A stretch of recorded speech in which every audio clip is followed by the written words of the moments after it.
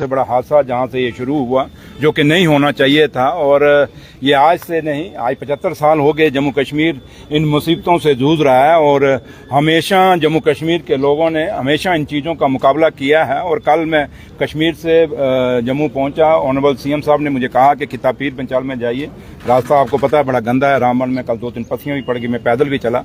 और जब मैं आया और आने साथ ही कल मैं नौशहरा के कैंपों में गया, जो हमारे जो बॉर्डर से लोग आ रहे हैं उनके लिए कैंपों में गया, 3-4 कैंप वहाँ फिलहाल हैं। उसके बाद आज सुबह का मैं रजौरी के अंदर हूँ और मकसद एक ही है कि यहाँ के जो हालात हमारे आज जम्मू कश्मीर के बने हैं, पूरे देश में आज जो हालात बने हैं जो पाकिस्तान के कारण, उसमें लोगों के साथ उमर अब्दुल्ला सरकार अपने आप को खड़ा रखना चाहती है। आज जब मैं आपके बीच में आया हूं और उसी बात को लेके लोगों के बीच में जा रहे हैं, मैं ठंडी कसी में भी गया और जो कैंप इन्होंने बनाया रजौरी में उसका भी भी देखा। आपके सामने जो यहाँ के विक्टिम्स हैं जो हमारे फायरिंग के, उनके साथ मिला हूँ काफ़ी सारे लोग, क्योंकि पुंछ हमारी खिता पीर पंचाल में आज की डेट में सबसे बड़ा नुकसान अगर देखा है तो पुंछ ने देखा है। और कोशिश यही हमारी रहे कि इस दुख की घड़ी में हम लोगों के साथ रहें। लेकिन मैं खिता पीर पंचाल के लोगों की दाद दूंगा। हमारे बुजुर्गों से लेके जो विरासत हम लोगों को मिली है, हमेशा बहादुरी की मिली और देशभक्ति की मिली है।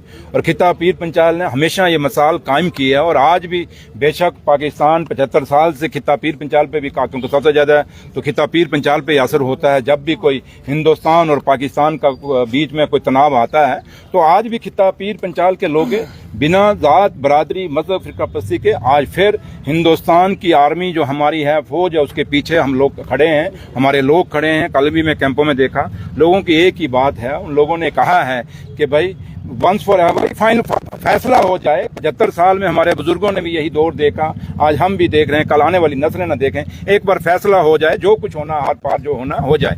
तो लिहाजा लोगों का अपना एक जज्बा, एक जुनून हमने देखा है। थोड़ा सा लोगों की शिकायतें भी आई कल नौशहरा में भी और यहाँ में भी कि बंकर्स का, उन्होंने कहा कि बंकर्स नहीं बने। और मैंने उनको कहा है कि अब क्योंकि अब जंग के बीच में हम हैं, एक दौर के बीच में हैं, अब तो कुछ नहीं, लेकिन मैं ये जो रिपोर्ट पूरी मैंने जो बात की है मैं सीएम साहब के नोटिस में लाऊंगा। और मैं लोगों से यही आपके लोगों के माध्यम से अपील करूंगा कि इस जो आज ये दौर चल रहा है आज 3-4 दिन से, हमेशा जैसे हमारे बुजुर्ग हिंदुस्तान की फौजों के साथ खड़े रहे, शाना बचाना, इस देश के तिरंगे को ऊंचा रखा, हम लोगों ने भी इस देश के तिरंगे को ऊंचा रखना है, इस देश को मजबूत करना है, इस जम्मू कश्मीर को मजबूत करना है। ये तभी होगा जब हम लोग इकट्ठे होकर उन ताकतों का मुकाबला करेंगे जो ताकतें हिंदुस्तान को या जम्मू कश्मीर को कमजोर करना चाहती हैं। देखिए, मैं तो अभी सुबह जब मैं निकला था, मैंने पुंछ को जाना था और रास्ते मुझे रोका, मुझे ये एडवाइस किया गया क्योंकि अब हालात पुंछ में अभी ठीक नहीं है, वरना मैंने पुंछ में, लेकिन अभी भी मैं कोशिश में हूं कि ये रजौरी का दौरा करने के बाद मैं पुंछ में जाऊं। और हमारी कोशिश यही रहेगी कि अब क्योंकि हम लोगों ने खास करके हमने अपने आप को खुद संभालना है। हम कहें कि हर चीज़ सरकार पे आएगी, वो बात नहीं बनती। और अब कैंपों के अंदर हम कहें घरों वाला माहौल मिलता, वो भी नहीं मिलता और लोग इस बात को समझते भी हैं। तो लिहाजा मैंने आपको एक ही बात कहूँगा कि लोगों का जज्बा और जुनून बहुत है और वो चाहते हैं कि हम ये जो आज का ये जो जंग शुरू हुई है इसमें फैसला लिया जाए और हिंदुस्तान की फौजों के पीछे वो खड़े हैं लोग। मैंने कहा कि ये देश मुनियों, ऋषियों, पीर पैगंबरों का है। ये मौलवी हों, चाहे संत हों, चाहे ऋषिज हों, उन लोग जो लोग सीधा सुबह शाम उस भगवान, उस अल्लाह ताला के साथ अपनी पूजा में लगे रहते हैं, उनकी रिस्पेक्ट करनी चाहिए। और आज अगर किसी ने कोई बयान दिया है तो वो बचकानी हरकत है, मैं उस पर तबसरा नहीं करूँगा, क्योंकि देश इस समय, देश की मकसद कुछ और है, हमारी फौजों का मकसद कुछ और है। जो लोग ऐसा बयान देते हैं उनको अपनी ज़बान पे थोड़े से लगाम देनी चाहिए और ऐसी कोई बात नहीं कहनी चाहिए कि जिससे किसी का दिल दुखता हो, क्योंकि जिस तन लागे वो तन जाने, क्या जाने पीर पराई। जिस घर में डेड बॉडी उठती है उनको पता होता है कि कितना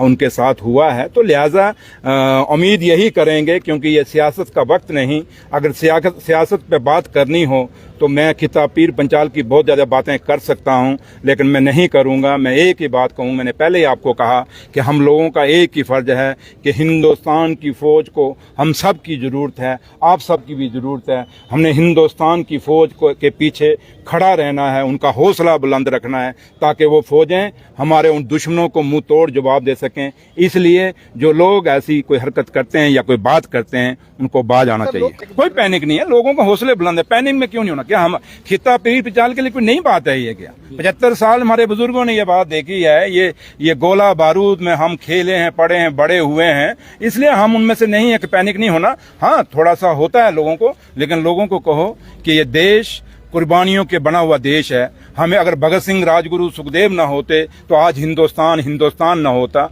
इसलिए पैनिक नहीं होना। हाँ, कोई जरूरत है अपने ऑफिसरांस को बताइए। डिस्ट्रिक्ट एडमिनिस्ट्रेशन के साथ अभी मेरी 11:30 बजे मीटिंग है, वहां भी हम बात करेंगे। सिविल सोसाइटी के साथ भी मीटिंग है, बात करेंगे।